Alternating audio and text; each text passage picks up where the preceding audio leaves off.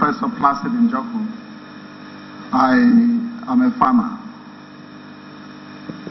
I am very pleased with the discussion we're having here today. And for me, it is particularly interesting because I had some notion about the man that used to be called Father Kukah. When he celebrated his 15th anniversary, I attended the party and I made a comment that I would not want him to be a bishop because he was a very active priest. Because quite a number of very active Catholic priests, when they become bishops, they become more reticent.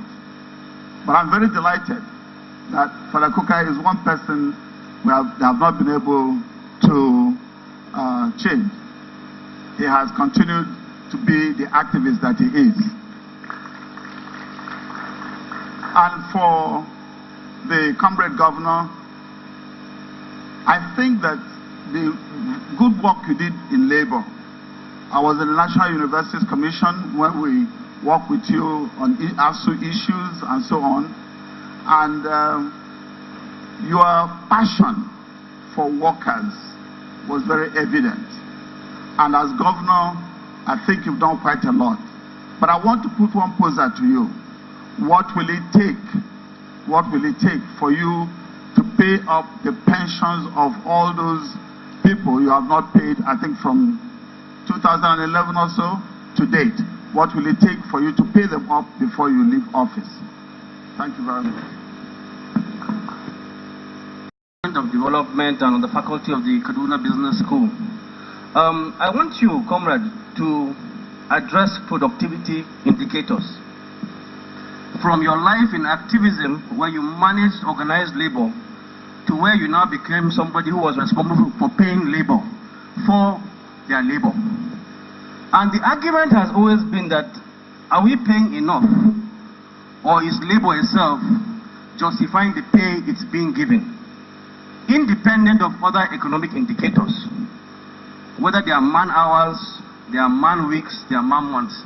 And I would like you to do that comparison as to how you perceive that notion of productivity when you're in activism vis-a-vis when you're in government, when you had to put the labor bill. Thank you. Thank you. Yes, the man with the black. Now, I'd like to follow up on the last comment to say that I'm asking this question with a full knowledge of the implication of your story that straddles the tripartite. You've been an employer, you've been government, and you've been labor. We have a classic paradox, public sector as you are living. Peanuts pay structure that literally breed monkeys and support the breeding of mediocre experts, because if you cannot even pay wage, how can you train workers? We have an expanded and bloated institutional infrastructure that must be restructured using technical rational criteria, but which is made impossible because of labor-induced adversarial industrial relations.